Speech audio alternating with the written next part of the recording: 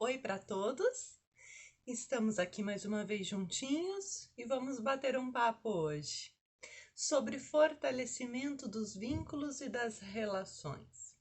Meu nome é Andréia Vismac Costa Biazar, psicóloga escolar educacional. Atuo lá pela Secretaria Municipal de Educação de Piraquara.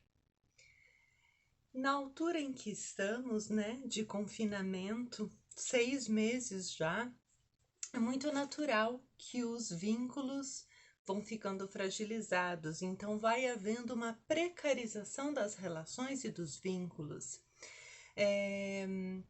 Este isolamento social levou a gente a fazer um trabalho mais em casa, home office, teletrabalho, de ter nossas situações sociais diminuídas, e por conta disso,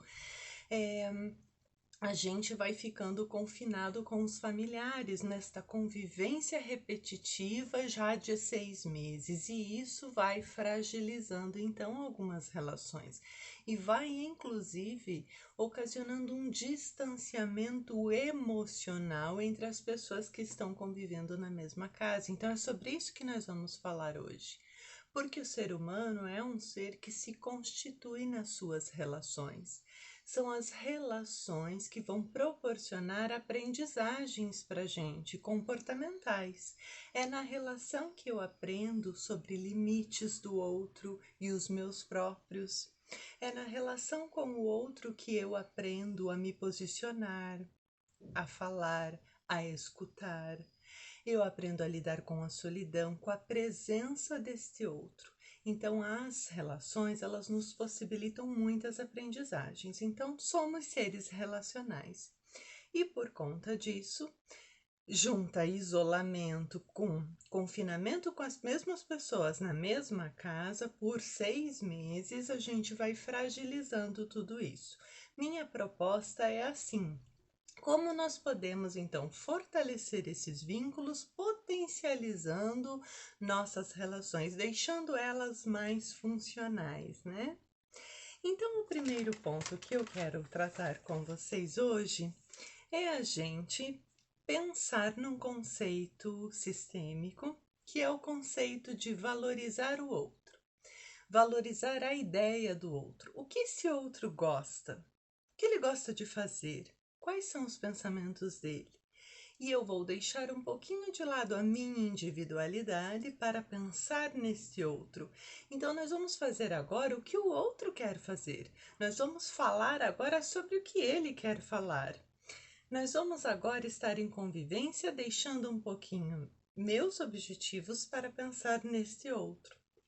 Isso vai melhorando a convivência, porque eu vou valorizando a ideia dele, vou valorizando os pensamentos dele e das coisas que ele gosta. Então é muito favorecedor. Um segundo ponto para pensarmos é o conceito que também é sistêmico sobre dar continência. Ser um continente ao outro. Então, nestas relações de convivência, muitas vezes a pessoa precisará chorar, desabafar, se estressar, e se eu for um continente, alguém que nestas horas darei apoio e serei uma pessoa de escuta, sem julgar, sem dar conselhos, apenas ser o continente. Isso é muito favorecedor para o fortalecimento dos vínculos. Da mesma forma que nas alegrias, não só nos momentos de estresse e tristeza, mas também nas alegrias, a gente saber vibrar junto, saber elogiar, saber trazer o melhor da pessoa. E, inclusive, trabalha a autoestima dela, então isso é muito favorecedor na convivência familiar. Outra aprendizagem para a gente fazer é também saber dar o espaço de privacidade. Ao mesmo tempo que é bom ser continente, às vezes a pessoa não quer um espaço para falar, ela quer ficar sozinha, ela quer se retirar, às vezes precisamos. Então, dar o espaço ao outro da sua privacidade, de que ele tenha um cantinho para ele ficar curtindo a solidão dele e curtindo aquele momento, também é uma aprendizagem a se fazer. Nem sempre a gente tem que ir até o outro e forçar que fale, forçar que tenha algo a dizer. Às vezes ele precisa do espaço dele. E eu penso que muitas vezes a gente tem que refletir isso sobre os adolescentes e as crianças. Elas também precisam de um espaço de privacidade, de um cantinho delas para poder chorar lá a sua dor e passar o seu estresse e se acalmar, sem nem falarmos nada.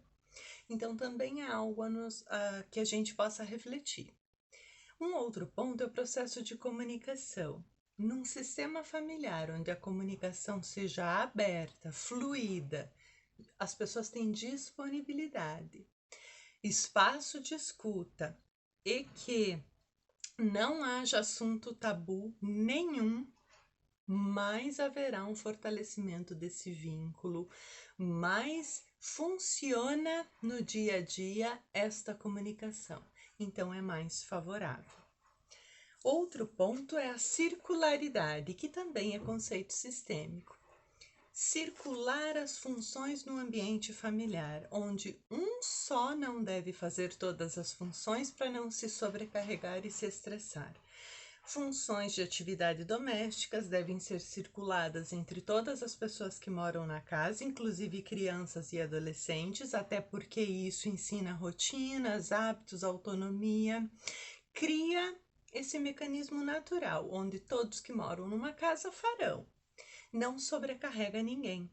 Da mesma forma, na condução com filhos, onde não deve ser um só que deve conduzir os filhos, mas ser dividido isso entre os adultos da casa. A questão também de circular esta comunicação que falávamos agora há pouco, que não deve ser só um da família que deve dar espaço de escuta, se mostrar disponível e que dá para falar sobre tudo. Mas todos devem tentar cultivar esta comunicação aberta. Da mesma forma, gente, é pensar nas funções de continência que a gente também falava, que não é só um que deve ser esse continente que vai apoiar e vai vibrar nas alegrias, mas todos devem circular esta função de continência. Hoje foi o pai que deu continente, outro dia será a mãe, outro dia será a vovó, outro dia será o irmão mais velho. Quero falar também sobre o bom uso das brigas. É outro ponto que pode fortalecer os vínculos. Discutir, brigar e desentender-se é normal no humano, porque somos diferentes. A partir do momento que estamos convivendo, a gente pode fazer uma analogia com a fogueira. Se a fogueira está muito alta, com chamas muito intensas, e a gente vai ainda abanar e pôr mais lenha lá, vai ser um caos total. Vai pegar fogo em tudo.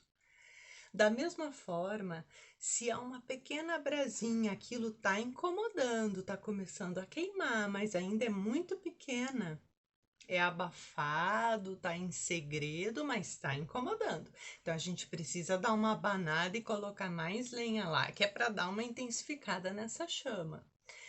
Para dizer para vocês que em momentos que as brigas e confusões estão intensas, é melhor que a gente não ponha mais lenha, não abane para não pegar fogo na floresta toda. Alguém vai ter que ceder e se retirar daquilo, acalmar os ânimos.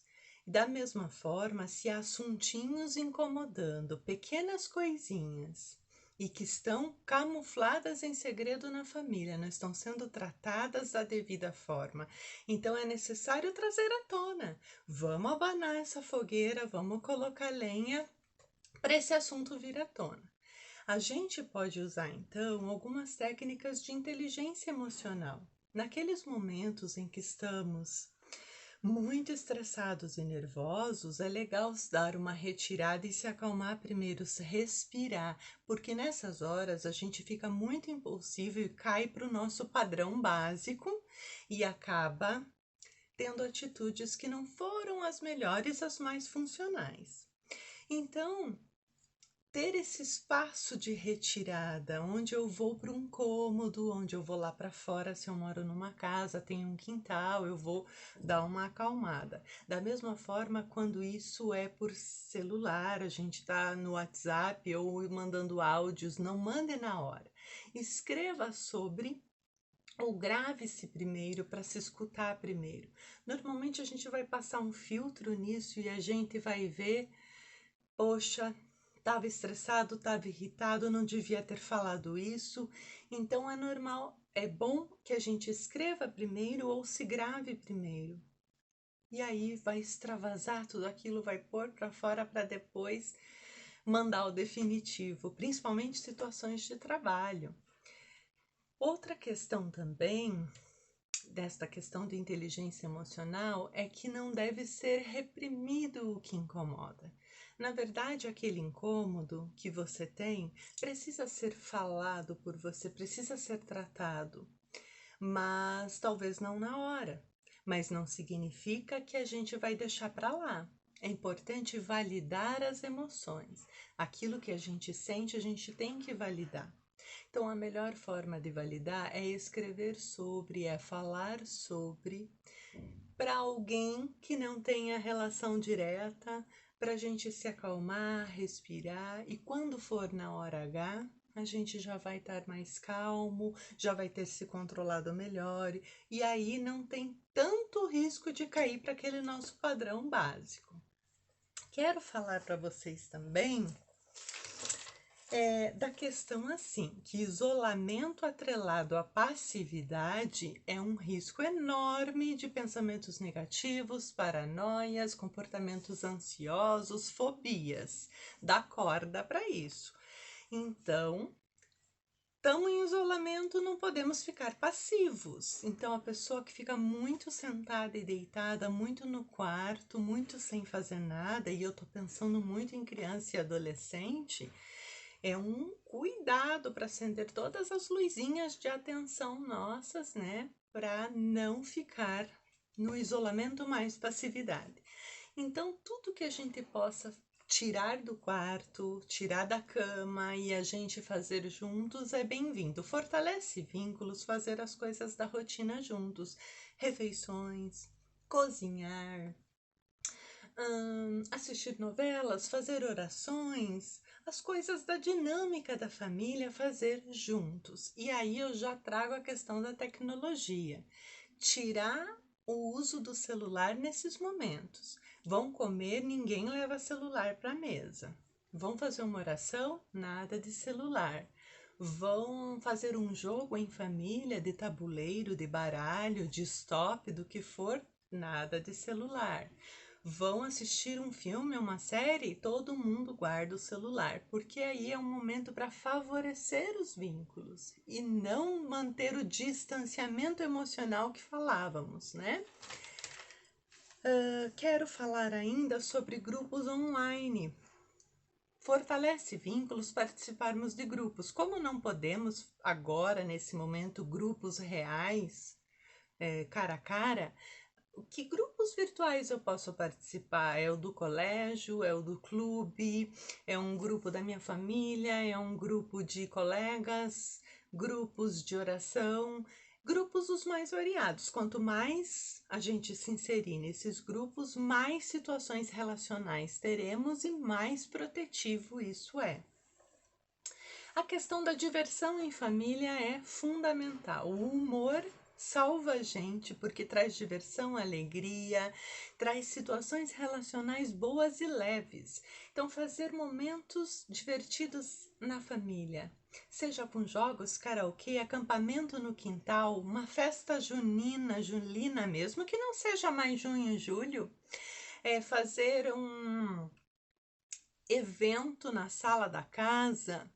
Todo mundo vai se arrumar, vai fazer um prato diferente. Vamos fazer uma sessão de cinema na sala. Vamos colocar colchões e vai todo mundo deitar junto. Então, criar maneiras da família se divertir juntos, né?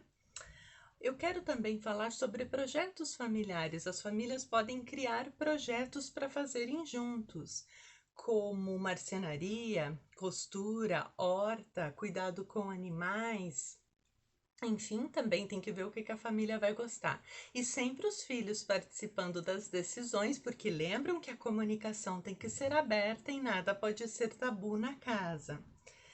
Outra coisa que ajuda muito é fazer os exercícios de redução de estresse juntos. Todo mundo vai fazer a meditação junto, todo mundo vai fazer uma experiência de yoga juntos, todo mundo vai agora fazer uma técnica de respiração juntos. Então a família toda fazer esses momentos de se centrar, fazer um relaxamento, uma brincadeira que vai ajudar na redução do estresse. Quero também falar sobre as situações que a gente pode usar outros vínculos para fortalecer vínculos que não com o ser humano. Então é muito favorável vínculos com animais os mais diversos, coelhos, pássaros, cachorros, gatos, cavalo. Então quem tem, isso é muito favorável. Quem não tem, mas tem oportunidade, mesmo frente a uma pandemia, com todos os cuidados, ter essa oportunidade de convivência com animais. Outra coisa que é favorecedora para fortalecer vínculos é com a natureza, os contatos com plantas, riacho, cachoeiras, pedras, trilhas, tudo isso é muito favorecedor. Acampar, fazer um piquenique dentro do que é possível pela questão da pandemia. Ainda podemos aprender coisas novas em família, fazer cursos juntos, né? De uma língua, de uma culinária, tá bom? Então essas são estratégias que vão fortalecer nossos vínculos e salvar nossas relações. Espero ter contribuído. Um abraço.